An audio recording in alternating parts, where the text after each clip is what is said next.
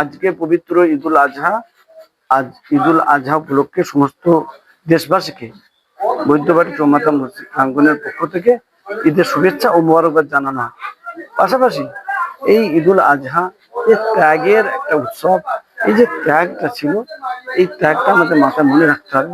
হযরত ইব্রাহিম আলাইহিস সালাম যে তার ছেলে হযরত ইসমাইল নবীকে যে কুরবানি দিয়েছিলেন, সেই উদ্দেশ্যে আজকের দিনটা আমরা পালন করে থাকি। সুতরাং আজকের দিনটার যে মাহাত্ম্য রয়েছে, এই মাহাত্ম্যটা আমাদের মাথায় রেখে আমাদের কাজ করতে, উৎসবটা পালন করতে, এবং সেই লক্ষ্যে আমরা আজকে ছাগল, ভেড়া ইত্যাদি আমরা যে কুরবানি দিয়ে থাকি, সেগুলো আমাদের মাথায় রাখতে হবে যে কোনোরকম একটা বিশৃঙ্খলা না তৈরি হয়।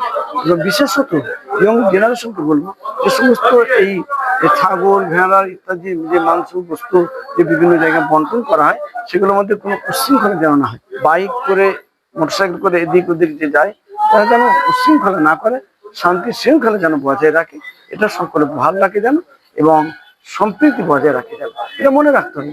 আপনি এমন ভাবে আপনার আনন্দটা উপভোগ করবেন, অন্য কোনো মানুষ নিরানন্দ না হয়। সুতরাং আপনার আনন্দ উপভোগ সকলে উপভোগ করুন, অন্য কাউকে নিরানন্দ না করে। সুতরাং এই জিনিসটা মাথায় রাখবেন, শান্তি শৃঙ্খলা বজায় রাখবেন, আর সকলকে সহযোগিতা করবেন, কোনো রকম অসুবিধা না হয়। আইনের পথে চলবে। দেশে আমরা যে একটা চূড়ান্ত সিদ্ধান্ত নিয়েছি, বছর আমরা গরু যাবে করছি না। সুতরাং এই সিদ্ধান্তের উপর সবাই অটল থাকছি এবং থাকবো। পাশাপাশি আমরা শান্তি শৃঙ্খলা ভাবে একে অপরের প্রতি সৌহার্দ্যবোধ রেখে আমাদের এই ঈদুল আজহা উৎসব পালন করব। আমাদের এই সমস্ত মসজিদ কমিটির পক্ষে আরো সবাই শান্তি শৃঙ্খলার বার্তা দিয়েছে। আগামী দিনে আমরা চাই সকলে শান্তি শৃঙ্খলার সঙ্গে এই দিনটা পালন করুক। আবু আমাদের দিন সভাপতি অল বেঙ্গল মাইনরিটি অ্যাসোসিয়েশন। আজ পবিত্র ঈদুল আজহা আমরা বৈদ্যবাড়ি চৌমাথা মসজিদ প্রাঙ্গণ থেকে নামাজ পাঠ সমস্ত দেশবাসীকে সকলকে ঈদের শুভেচ্ছা ও মোবারকবাদ জানাই। পাশাপাশি জানাই যে আজকের যে ঈদুল আজহা, এটা ত্যাগ তিতিক্ষার একটা উৎসব। সুতরাং আজকের দিনের যে মাহাত্ম্য রয়েছে, আমরা ইতিহাসটা মূল্যায়ন করে জানতে পারি।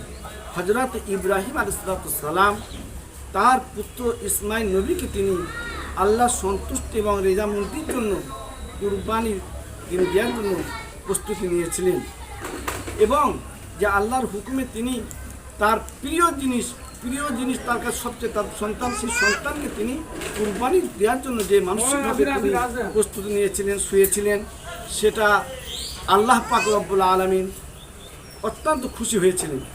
এই জন্যই কোরআন আয়াত নাযিল হয়েছিল, সত্যাত্তর বইয়া হে ইব্রাহিম নবী, তুমি সত্যই স্বপ্নটাকে বাস্তবায়ন করলেন।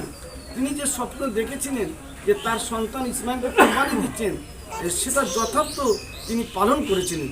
এই যে পালনটা তিনি করেছিলেন, এটা আল্লাহ রাব্বুল আলামিন অত্যন্ত খুশি হয়েছিলেন, কবুল করেছিলেন। যার পরিবর্তে জান্নাত থেকে একটা দুম্বা আনা হয়েছিল, জিবরিল ফেরেশতার মাধ্যমে ওই জায়গায় একটা দুম্বা এনে শুয়ে দেওয়া হয়েছিল, একটা দুম্বা কুরবানি হয়েছিল। সেই মিল্লাত ইব্রাহিম, মানে ইব্রাহিম আলাইহিস সালামের সেই সুন্নাত থেকে আমরা আজও পালন করে চলেছি। আজকের আমরা এই জায়গায় দাঁড়িয়ে আমরা যে সমস্ত জায়গায় মানে বিভিন্ন রকমভাবে রাজ্যের মানুষ কুরবানি পালন করি, সেটা সুন্দরভাবে করতে হবে। মনে রাখতে হবে আপনার আনন্দটা যেন অপরের জন্য যেন নিরানন্দ না হয়, এটা আপনাকে মনে রাখতে হবে। অর্থাৎ আমরা যে ছাগল, ভেড়া, খাসি ইত্যাদি করে থাকি, এবং এই বছরে দেশের আইন অনুযায়ী গরু জবাই করা নিষেধ হয়েছে। আমরা দেশবাসী সবাই মেনে নিয়েছি যে আমরা গরু জবাই করব না। সুতরাং আমরা যে সমস্ত পশু আমরা যে জবাই করি, সেগুলো নিরাপদ সুন্দরভাবে করতে হবে, যাতে করে অন্য মানুষের যেন কষ্ট না হয়, এবং সেইগুলো যে একে অপরের আত্মীয় পারি নিয়ে যাতায়াত লেনদেন করা হয়, এটা আমরা সবাই রাখবেন। যে বিভিন্ন রকমভাবে উচ্ছৃঙ্খলভাবে ছেলেরা যে ইয়ং জেনারেশন বাইক চালায়, এটা যেন না করে।